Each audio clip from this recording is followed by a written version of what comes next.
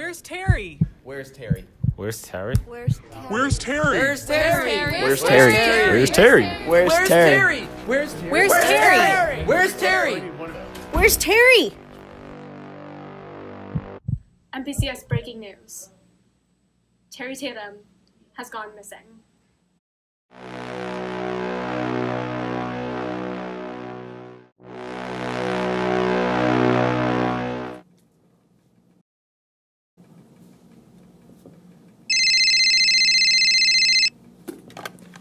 Trip Jim James? Yeah, thanks for calling me back. Baby, I've got work to do. I don't know how long I'll be gone. Now, the students need him. Breaking news needs him. Heck, I need him. Mr. Pierce? No, he hasn't said anything yet. But I'm sure he won't remain silent after this news breaks. I've got to go. There's a press conference waiting for me. We're on his trail. We're going to find him. We are going to find Terry Tatum.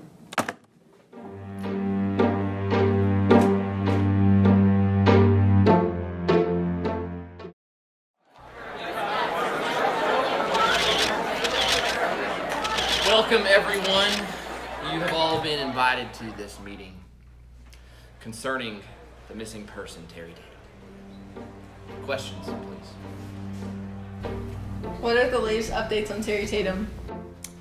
Well, he's definitely AWOL since Mr. Pierce's comments on the Instagrams last week. But other than that, we have no clue. Not a clue. Who are you working with on his disappearance?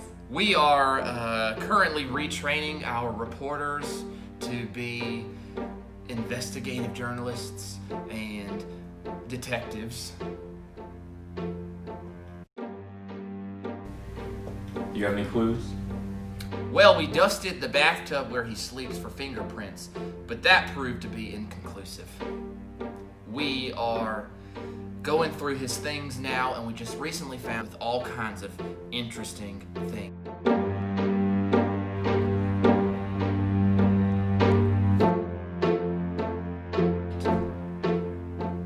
You will find out those updates soon. No more questions? Thank you. Thank you.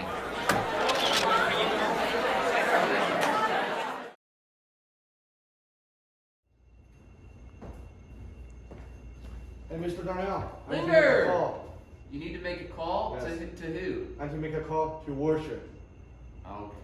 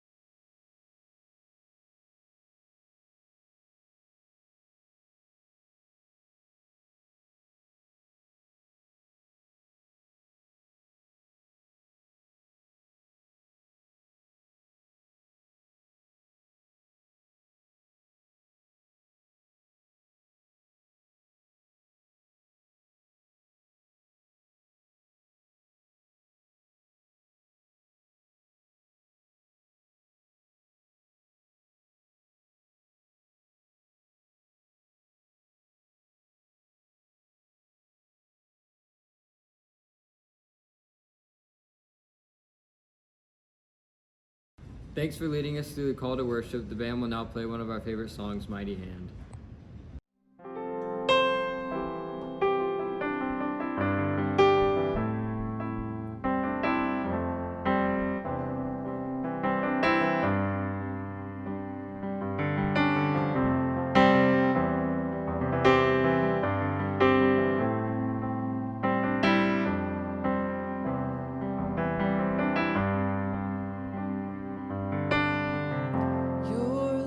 Speaks a better word. Your love speaks speaks a better word. Your love speaks a better word. Your love speaks a better word. Your love speaks a better word. Your love speaks a better word. There is therefore now no condemnation for those who are in Christ Jesus. Where are your accusers now? Where are your accusers now?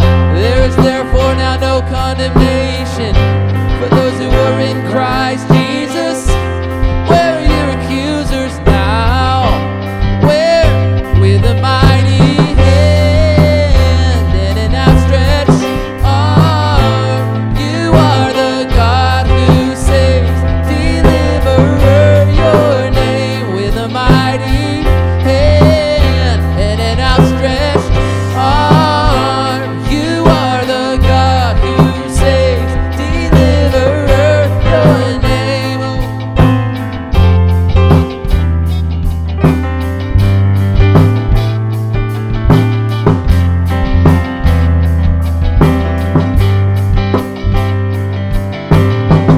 Your love speaks a better word.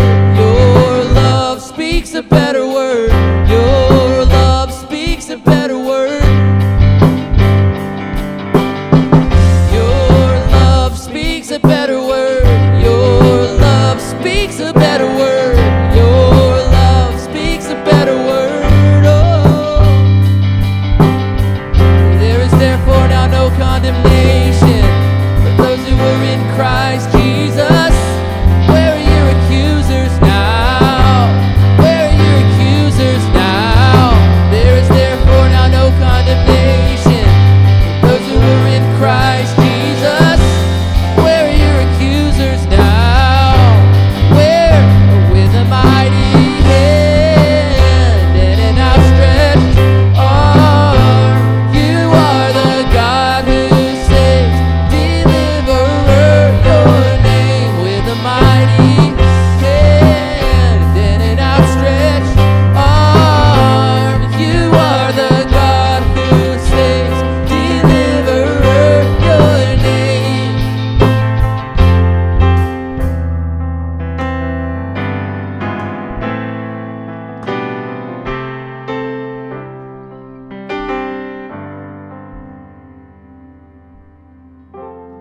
You put the ring upon my finger. You put the robe upon my back. You throw your arms around me and you say, you are my son, my daughter, don't forget. You put the ring upon my finger. You put the robe upon my back.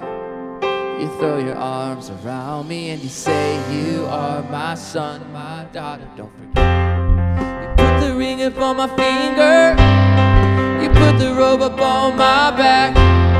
You throw your arms around me and you say, you are my son, my daughter, don't forget. You put the ring upon my finger.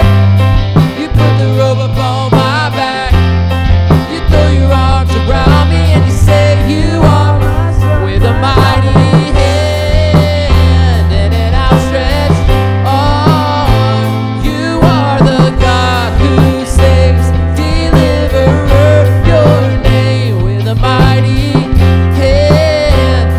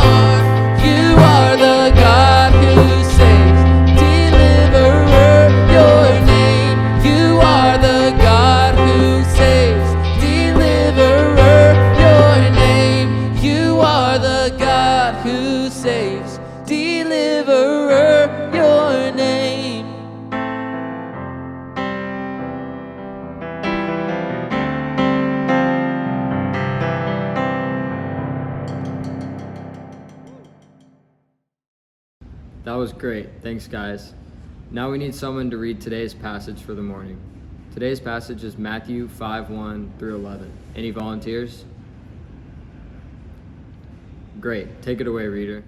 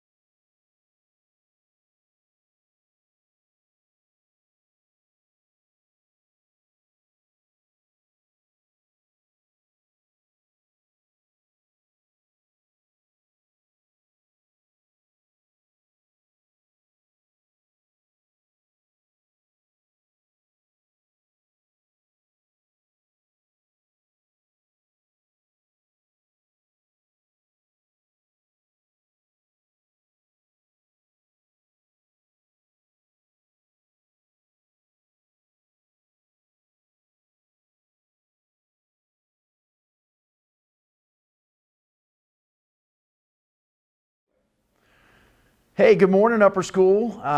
So glad to be with you guys here in Fresh Air Time.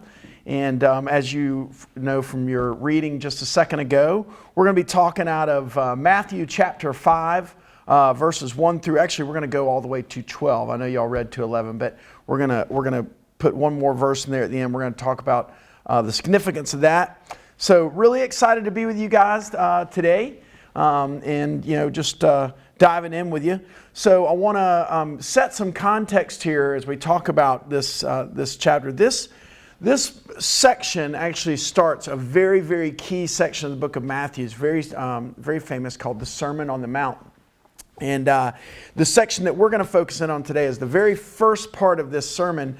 A lot of folks think that it was either a long sermon or maybe actually a collection of sermons that took place over a couple of days of Jesus teaching, but neither here nor there. We're gonna talk about the section we're gonna jump in today is a section you've probably heard called the Beatitudes. Okay, and I'm gonna explain that. It's one of those verses too. A lot of times it's largely misunderstood, or maybe people stay away from it because they don't really get all the things going on there. So my hope today is to set some context for you and unpack a little bit of what's going on, so that it's really you can have an understanding and some application for how this applies to the here and now of what's going on in our school, in our community, in our world. So let me jump in. So Matthew 5, it starts off. It says, "Now, when Jesus saw the crowds, he went up on a mountainside and sat down. His disciples came to him and he began to teach them." So there was a large group of people that had followed Jesus, okay? And they go up, and it says that Jesus went up on a mountainside and begins to teach. Now, this seems like a fairly minute detail to us. We're like, okay, so he's just teaching on a mountain, big deal. Okay, but the fact that it is the Sermon on the Mount has got actually a lot of significance to it. Okay, so let me remind you, as we've talked about in weeks leading up to this, is that the book of Matthew was a gospel or a document that was written to the original readers. The author was writing to Jewish people. And he was writing to them to make a case for the fact that Jesus was the Messiah, this person that they had long been prophesied about, that they all thought would come one day. And the fact that it's significant that Jesus is talking to them on a mountain is this. All good Jewish people would know that were studied up on their scriptures. They would know that when God gave his law to the Jewish people through Moses, that took place on a mountain. So there's a lot of significance for that. So now you've got this guy that this author is claiming to be the Messiah. And here it is. It says he goes up on the mount and he starts to teach the people. And really what we see is Jesus does a re-giving of the law. All right? Very significant. Very significant. And we're going to, as we go in, as we talk through the different things that Jesus talks about on the Sermon on the Mount. But the first thing he starts with is this thing, the Beatitudes. Okay? And now the Beatitudes, what I'm just going to go ahead and tell you is this. They are talking about relationship to God and relationship to others. Okay? And this is something you're going to see always come up with Jesus. He always talks about relationship to God, relationship to others. Because in Jesus' mind, you could not separate the two. Okay? You couldn't say, oh, hey, my relationship with God is great, but my relationship with other people is terrible. Or you couldn't be like, oh, my relationship with God is terrible, but I treat everybody well. Jesus is like, no. Those two are one and the same. They are connected. And you're going to see that over and over again when Jesus talks. Okay? So the Beatitudes, I'm going to just go ahead and read them for you. And I'm going to read them quick, and then I'm going to come back and talk to them. And now, one of the things you're going to see, as you probably noticed when you did your reading, okay, they are structured in a way that's not like the other scriptures that you read, or not like the other places in the gospel. It's structured like a poem. Okay, so this is a poetic, this is poetic literature that he's saying here, which is pretty significant. Okay, because I'm going to go back and tell you something. So the Jewish people would have known that he was reading them a poem, and there's content that is teaching us some things, but there's some other things that teach us something about what Jesus was saying. So let me go here. It says, "Blessed are the poor in spirit, for theirs is the kingdom of heaven. Blessed are those who mourn, for they will be comforted. Blessed are the meek, for they will inherit the earth. Blessed are those who hunger and thirst for righteousness, for they will be filled. Blessed are the merciful, for they will be shown mercy. Blessed are the pure in heart, for they will see God. Blessed are the peacemakers, for they will be called children of God. And blessed are those who are persecuted because of righteousness, for theirs is the kingdom of heaven." All right, so there's going to be 4 things that lead up to a climactic point in this poem, and 4 things that are kind of what we would call falling action. Now, this is really significant, because in Jewish culture, in their literature classes that they would take when they would go and learn about Hebrew literature and that sort of thing, for them what was very important, the content was very important, because obviously the content's telling you something, but the structure of a poem was every bit as important, because for them a structure had significance. It was making a significant point by the way you structure something. So what I want to show you is that there are 4 things that are leading up to this kind of climactic point in the poem, okay? And then there are 4 things that I don't know that you'd call them falling action, but they're kind of takeaways, okay? These things are going to lead you to this point, which is going to ultimately affect these things. And really, I'm going to just go ahead and share this with you. Is the 4 things leading up to the climactic point is things that defining what Jesus classified as a healthy relationship with God. Okay? And then the 4 things that go away is, if you have a relationship with God, there are 4 things that are really, they're going to defining relationships with other people. It's pretty interesting. Okay? So I want to talk about this. Remember, Jesus wasn't just talking to the 12 disciples. He was talking to a large group of people, okay? And some of them would have been some religious leaders.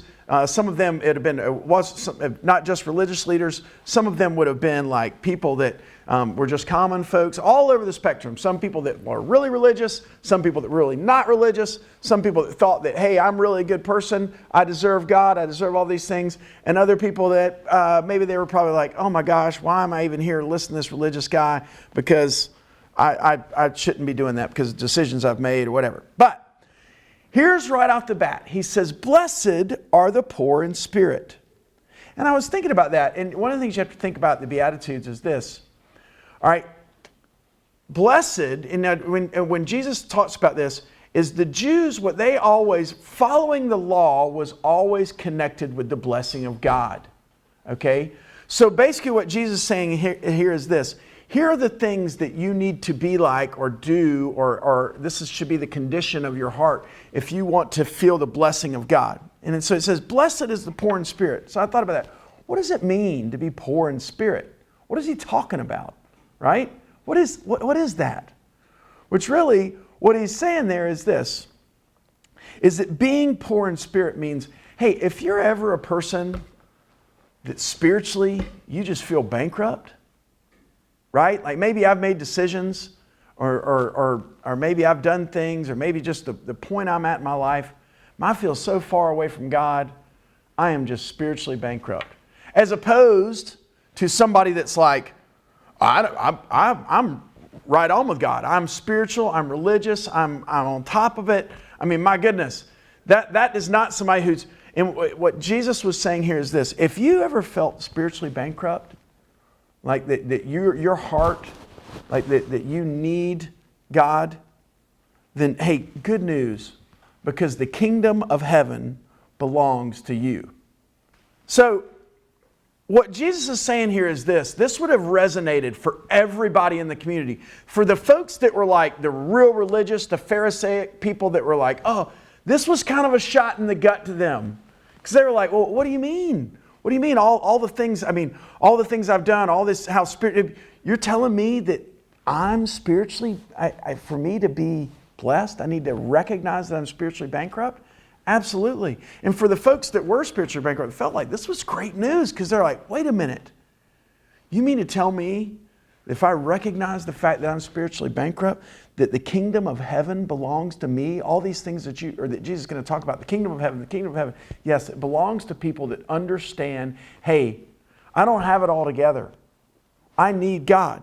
And when I take on it leads to the next beatitude, the next kind of stanzas. That was the first one. The second one means this. If we understand and we really truly get the fact that we in our hearts are spiritually bankrupt, we're poor in spirit, that's going to lead us to, it says, blessed are those who mourn, for they will be comforted. And initially I used to, does that mean like we should be going around crying all the time and everything? Well, no, it doesn't mean that. And not that it's necessarily a bad thing to have strong emotions and feelings about, our spiritual condition. But basically what this is saying is the state of our spiritual condition, the fact that we are spiritually, we need God and we're in this place of brokenness. If we understand that and it causes us sadness, it's like, man, I don't like the fact that I'm far away from God.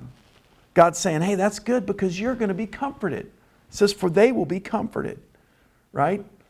And think about this in opposition. Once again, this would have been another kick in the gut to all the religious people there. Because you think about it, if you're sad or you mourn over your spiritual condition, rather than as opposed to, I'm happy, I'm fine, there's nothing wrong with me, they would be sitting there going, wait a minute, he's telling us that, we need to be upset over our spiritual condition? It should not bring us happiness? And he says, yeah, because if you understand that, you will be comforted. Which leads us to the third thing. He says, blessed are the meek, for they will inherit the earth. Okay, what does it mean to be meek? Well, meek basically is humility. Okay, and what Jesus is saying is this: blessed are you if you have spiritual humility. Okay, because you're going to understand, hey, I am spiritually bankrupt. Okay, I'm upset over my spiritual condition. This bothers me. I don't want it to be this way. I need God. I need Him to comfort me. And that's going to cause you to have humility. I'm not going to be proud about my spiritual condition. Oh, look at me. Look at how spiritual I am. Look at how many. I think. But if you have humility, okay, it says, for they will inherit the earth.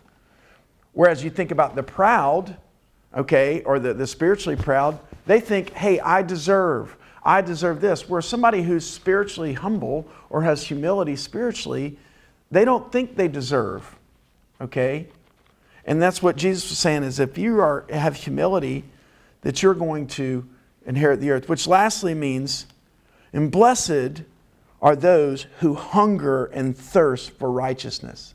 And I was thinking about something. For me to be hunger and thirst for something means that I don't have it.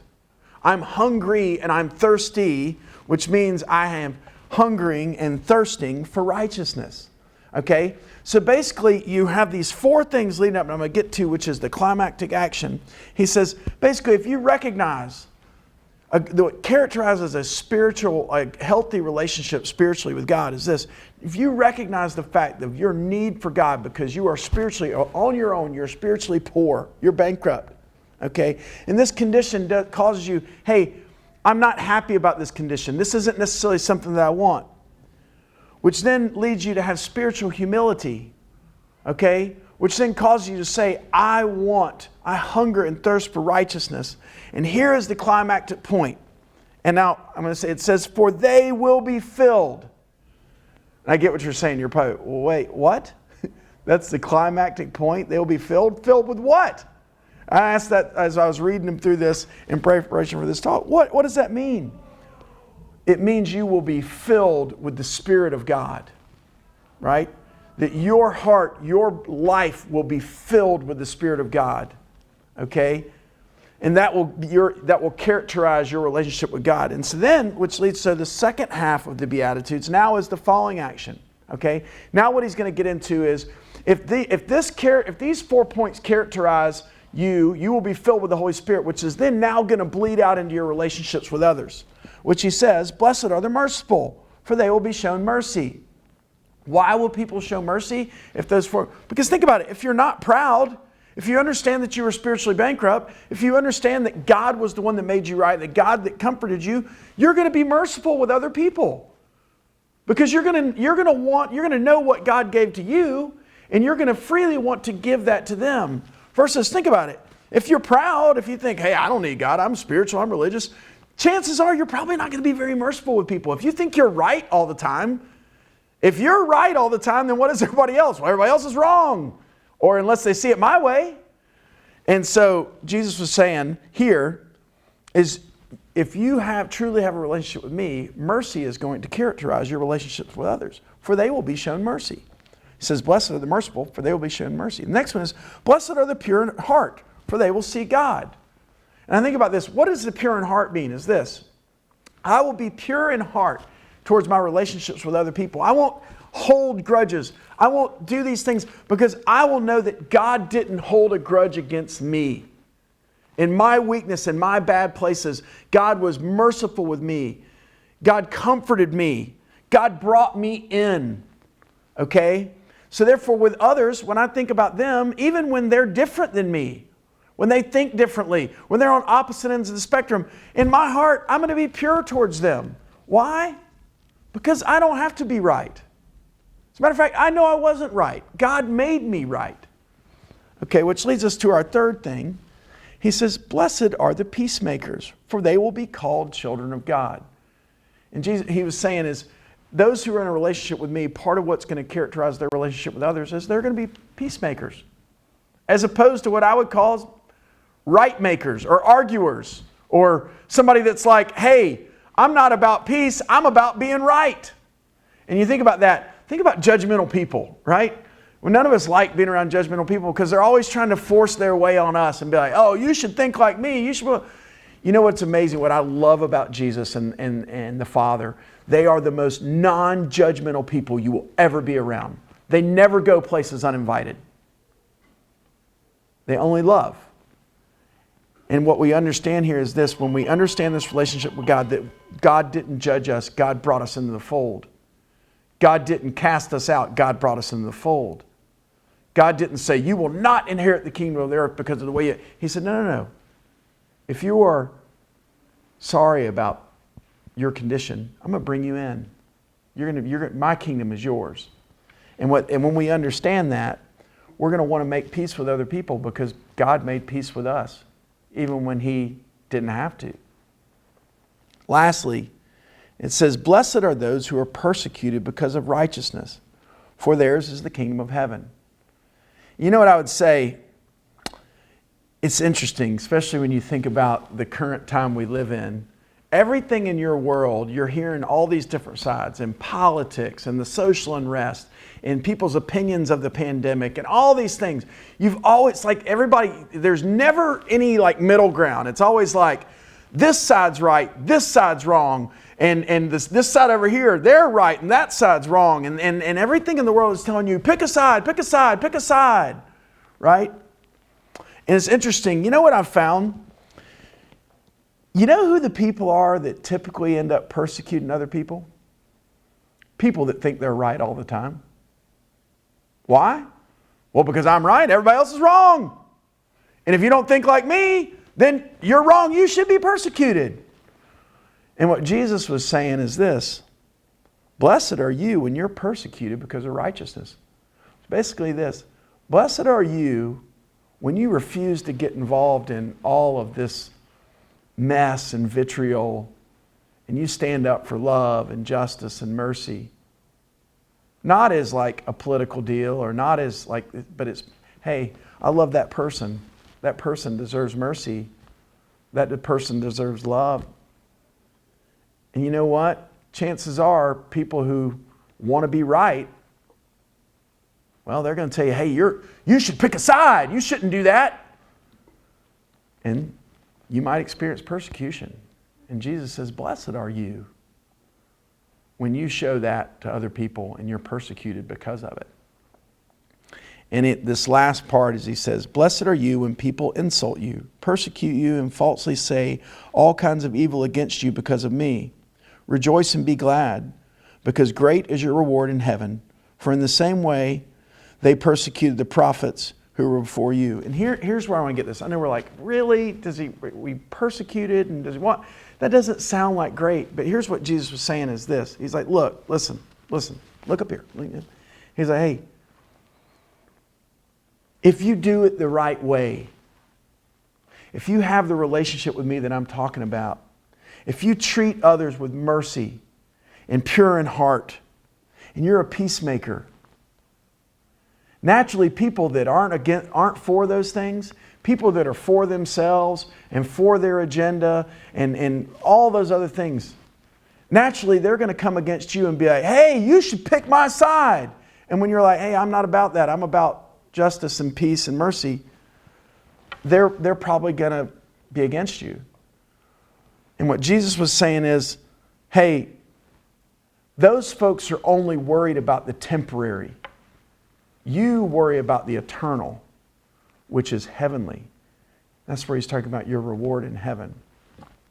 So I want to close with one last little thing, and I know I've probably gone too long, but I just want to tell you guys, everything in your world right now, when you turn on the news and you see, Republicans and Democrats and libertarians and all the things that are going on politically and all the things that are going on socially and all the things that are going on and, your opinions about our pandemic or whatever, it can be kind of a crazy time. It can be a little exhausting.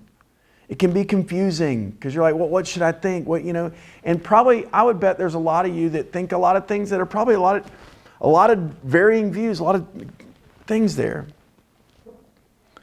Here's what I want to encourage you to be about is this.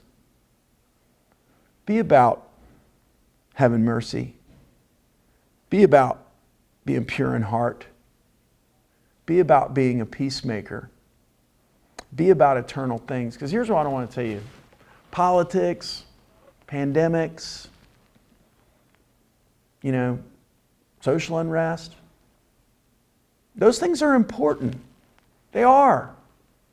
But they're also temporary. And what I would encourage you to do is this. You can interact in these temporary things, and I think you should. But you need to do it with an eternal perspective. Understand that the people you interact with on a day-to-day basis, no matter where they fall politically or all those other things I mentioned, that's an eternal person.